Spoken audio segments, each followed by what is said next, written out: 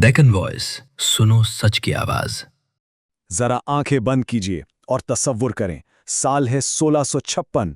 गोलकोंडा किले के बिल्कुल बाहर मुगल सल्तनत की खौफनाक फौज ने डेरा डाल रखा है और औरंगजेब की तोपें मुसलसल आग उगल रही हैं। अंदर किले में कुतुब शाही सुल्तान अब्दुल्ला कुतुब शाह की हालत इतनी खराब थी कि खौफ और टेंशन के मारे उनका मुकम्मल तौर पर दिमाग का दही हो चुका था कि अब क्या किया जाए। चारों तरफ अफरा तफरी और बचाव का कोई रास्ता नजर नहीं आ रहा था। और ऐसे वक्त में जब सल्तनत के सारे तजुर्बेकार मर्द कमांडर्स फेल हो चुके थे और पूरा शहर मुकम्मल तौर पर राख होने की कगार पर खड़ा था, तब एक ऐसी खातून पर्दे के पीछे से बाहर आती हैं जिन्होंने हैरान अंगेज तौर पर बगैर एक भी तलवार उठाए पूरे हैदराबाद को तबाही से बचा लिया। आज की इस दिलचस्प पेशकश में हम इसी सनसनीखेज राज और तारीख के सुनहरी बाब का तफसीली जायजा लेंगे। The royal Trinity. हम यहाँ बात कर रहे हैं हयात बख्शी बेगम की, जो गोलकुंडा की असल वीवीआईपी थी। तारीख में ऐसी बहुत कम खवातीन गुजरी हैं जिनका सीवी इतना भारी हो कि बड़े बड़े बादशाह भी उनके आगे बिल्कुल बौने लगने लगे। उनके पास दी रॉयल ट्रिनिटी यानी नंबर 3 का वो शानदार और नायाब रिकॉर्ड था जो दुनिया की शाही तारीख में शाज़ो नादर ही किसी को मिलता है। वो हैदराबाद के बानी मोहम्मद कुली कुतुब शाह की इकलौती बेटी थीं। फिर उनकी शादी छठे सुल्तान से हुई और उसके बाद वो 7वें सुल्तान अब्दुल्ला की वालदा बनी। जरा सोचिए, बेवक्त सल्तनत के बानी की बेटी, बादशाह की बीवी और बादशाह की माँ, क्या जबरदस्त प्रोफाइल है। अवाम उन्हें इतनी ज्यादा इज्जत देती थी कि उन्हें सिर्फ बेगम नहीं बल्कि इंतहाई मोहब्बत और अकीदत से माँ साहिबा पुकारती थीं।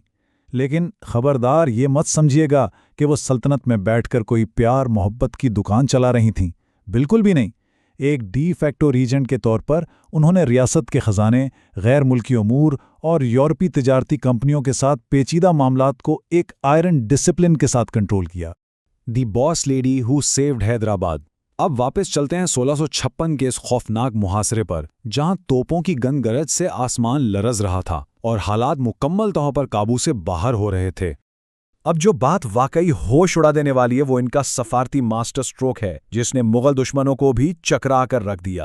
आमतौर पर मकामी लोग और गपशप करने वाले इस वाक़े के बारे में बिना सर पैर की कहानी फैलाते रहते हैं, लेकिन जब दक्कन वाइस रिसर्च टीम ने इन पुराने रिकॉर्ड्स को आपस में कंपेयर किया और आर्काइव्स की खाक छानी तो असलियत सामने आई। माँ साहिबा ने शाहजहां और औरंगजेब को एक तेज और फैसलाकुन पैगाम भेजा और अमन का एक जबरदस्त मुआहदा तय कर लिया। और मास्टरमाइंड वाली चाल देखिए, उन्होंने सिफारतकारी का जादू चलाते हुए अपने पोते की शादी औरंगजेब की बेटी से पक्की करवा दी।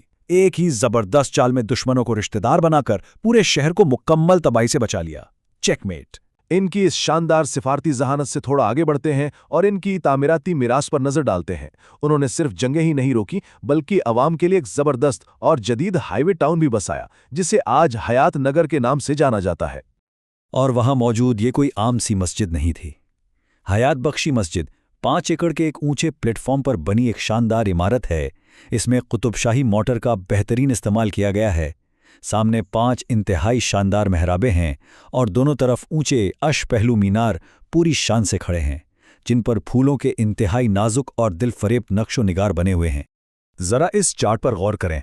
आमतौर पर इस वक्त के रेस्ट हाउसेज में बमुश्किल 10 कमरे हुआ करते थे, लेकिन इस मस्जिद के बिल्कुल पास बनी इस वसी कारवां सराय में 130 मेहराबी कमरे थे। ये मछलीपट्टनम की बंदरगाह से आने वाले बैनुल अक़वामी ताजरों और मुसाफिरों के लिए उस जमाने का एक पुरताईश 5 स्टार कम्युनिटी हब था। ये उनकी कमाल की दूरअंदेशी और सोच की वुसअत को जाहिर करता है। दक्कन वॉइस की रिसर्च के दौरान ये बात सामने आई कि लोग अक्सर इन 2 मुख्तलिफ मसाजिद को एक समझकर पूरी हिस्ट्री का रायता फैला देते हैं।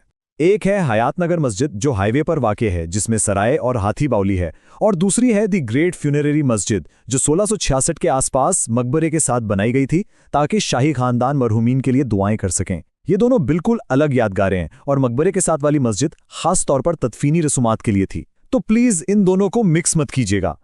तो अहम बात यह है कि ये कोई छोटी मोटी मोहल्ले की मस्जिद नहीं है। इसे पूरे मकबरों के कॉम्प्लेक्स की सबसे बड़ी और अजीम शान मस्जिद कहा जाता है। इसकी छत पर 15 गुंबद बने हुए हैं।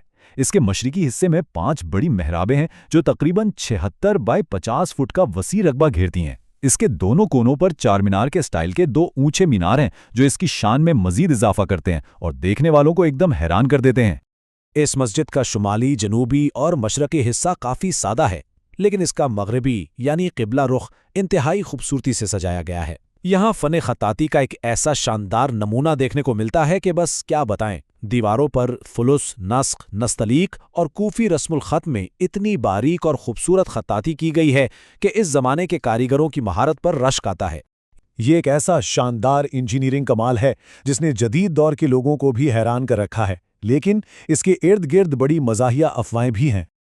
آج کل کے ہمارے انٹرنیٹ والے گرو جب ہاتھی باؤلی کا نام سنتے ہیں تو فوراً رائتا پھیلانا شروع کر دیتے ہیں اور چرکٹ افواہیں اڑاتے ہیں کہ یہاں ضرور ہاتھی آ کر نہاتے ہوں گے، جیسے یہ ہاتھیوں کا کوئی 5 اسٹار سپا ہو۔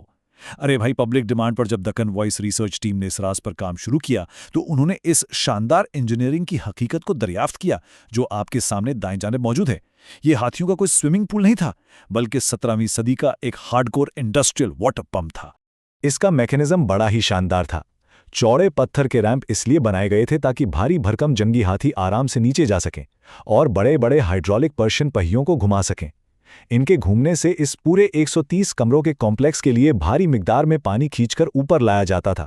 سوک انجینئرنگ اور عملی انفراسٹرکچر کا یہ ایک ناقابل یقین ویژن تھا۔ The magic garden and modern building lessons. یہاں سے آج کے جدید کنکریٹ بلڈرز کو کچھ فری کا گیان ملنے والا ہے، جو مرکزی عبادت گاہ کے بالکل سامنے واقع ایک خوبصورت اور سرسبز پناہ گاہ سے جڑا ہے۔ یہ اقتباس ذرا ذہن نشین کر لیں۔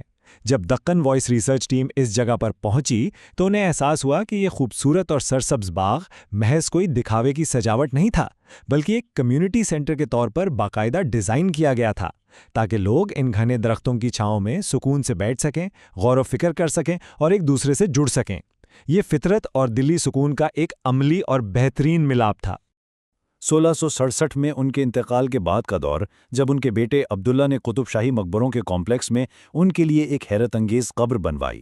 یہ کوئی عام سی قبر نہیں تھی، بلکہ ایک حکمران سلطان کے رتبے اور شان و شوکت کے برابر بنائی گئی شاندار عمارت ہے۔ ایک وسیع اور اونچے مربع چبوترے پر 24 آرائشی محرابوں کی مدد سے کھڑا اس کا بلب نما گنبد پورے شاہی قبرستان میں سب سے بڑے گنبدوں میں سے ایک ہے۔ یہ اس بات کا جیتا جاگتا ثبوت ہے کہ انہیں صرف ایک ملکہ ماں نہیں بلکہ ایک اصل حکمران کے برابر کا درجہ اور بے پناہ احترام دیا گیا تھا۔